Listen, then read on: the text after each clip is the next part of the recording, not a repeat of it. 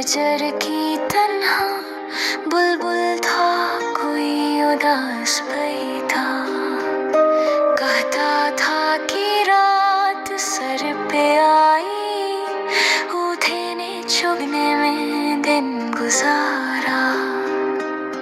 पहुंचूं किस तरह शियां तक, हर चीज पे छा गया अंधेरा, सुनकर बुलबुल की आहुजारी, जगनू कोई पास ही से बोला, हाजिर हूँ मदद को जानो दिल से, कीदा हूँ अगरचे में जरा सा, क्या वहम है जो रात है अंधेरी, मैं राह में रोशनी करूँगा।